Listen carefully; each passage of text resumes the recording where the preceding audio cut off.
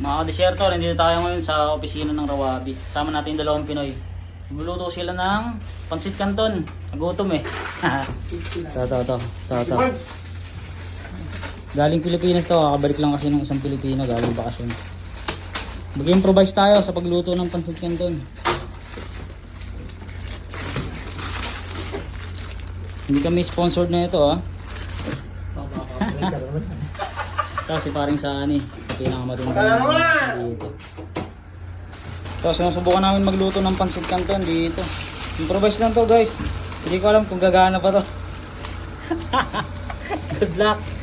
Lalagyan lang namin ng tubig yan, tapos tatakpan.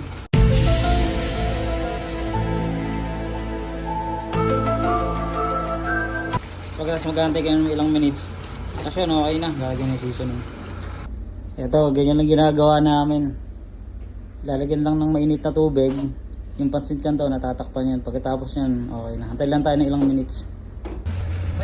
Yeah.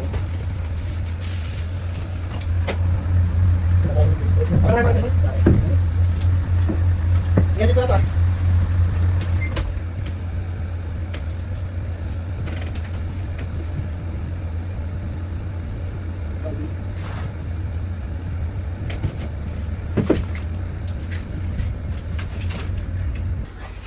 Ito, okay na.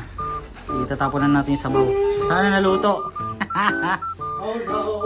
Oh no!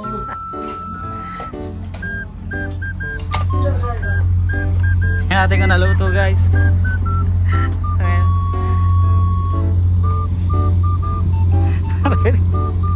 Tagaluto natin ng noodles gamit yung styrofoam. Tingnan natin mamaya kung naluto yung noodles din natin. Tingnan natin. Charan! Luto!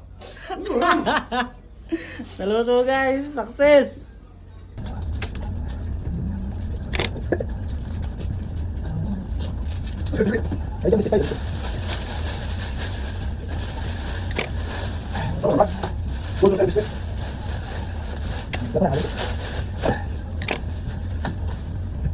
Hello guys, welcome guys. Hi video, welcome to my guys. Ito na yung finished product ng ginawa natin. Kain muna kami. Ang kasimple, buhay sa desierto. Survive lang sa araw-araw.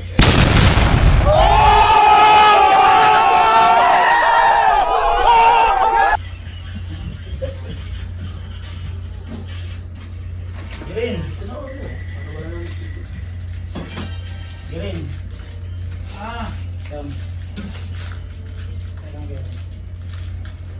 Luto na. Bakit ka malungkot? Dito. Soft drinks, yun. Ito lang buhay namin sa araw-araw. Naghanap kami ng mga bagay na mapaglilibangan namin. Kasi maboring kami dito. Siyempre, nasisipin namin maging masaya. Lalo napakalayo na ito sa syudad. Salamat sa mga tropa natin na laging kasama natin sa araw-araw. Tapos na nga pala ako kumain kasama yung mga Pilipino kanina. At nandito na rin ako sa kwarto ko. Maya maya matutulog na rin ako. Pahinga muna ako kahit mga 2 oras. Tapos gising mamayang hapon. Tatambay ulit. Para sa mga viewers natin huwag sana kayong magsawang sumuporta sa mga gagawin ko pang video. Maraming salamat sa inyo at kita kits.